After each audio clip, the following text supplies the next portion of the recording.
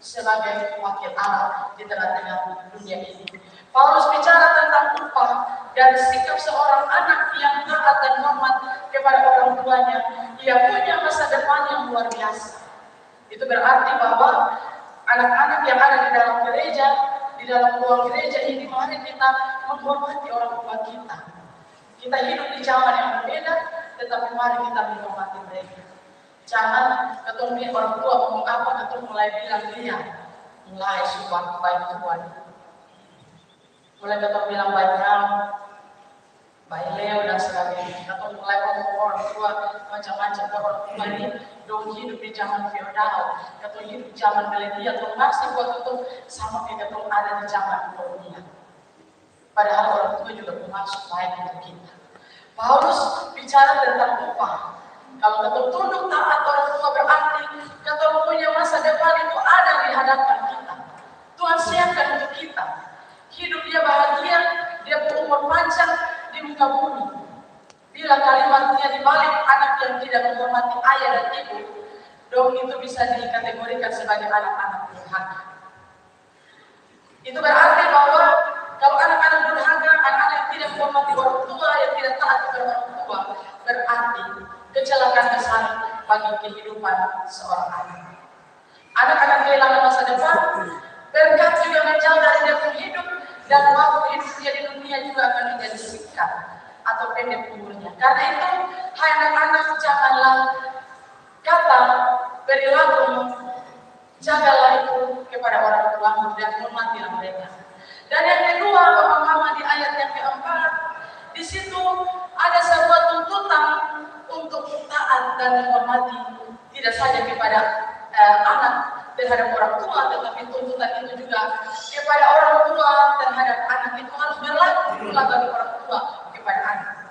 Dengan tegas Rasul Paulus bilang begini, Rasul Paulus ingatkan kita kepada para orang tua agar jangan kita membangkitkan amarah di dalam hati anak-anak.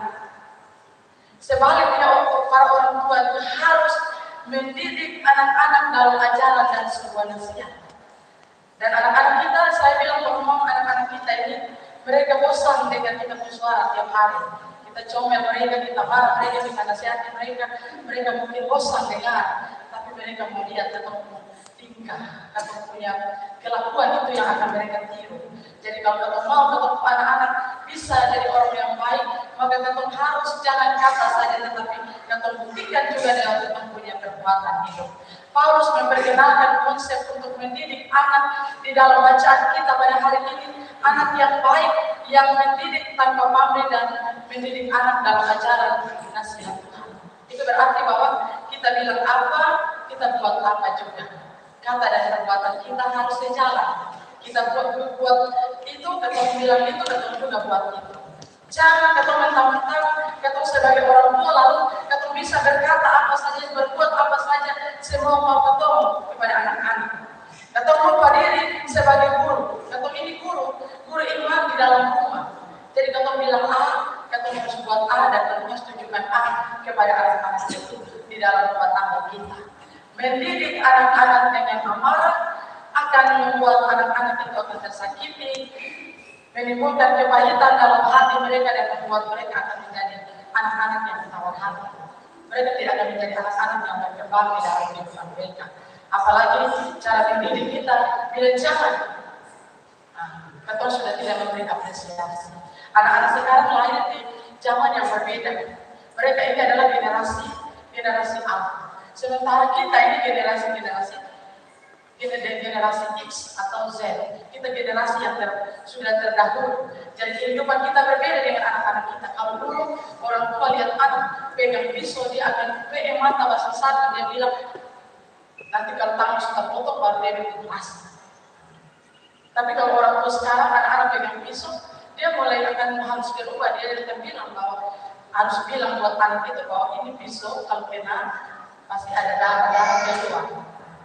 Bisa mengakibatkan kecelakaan. Kalau kita berbicara dengan baik, pasti mereka akan dengar. Karena ketemu kehidupan kelahiran saja di tahun yang berbeda. Tentu saja ketemu sudah bisa bawa, ketemu punya tahun-tahun kehidupan yang lalu, bawa kepada kehidupan anak-anak sekarang.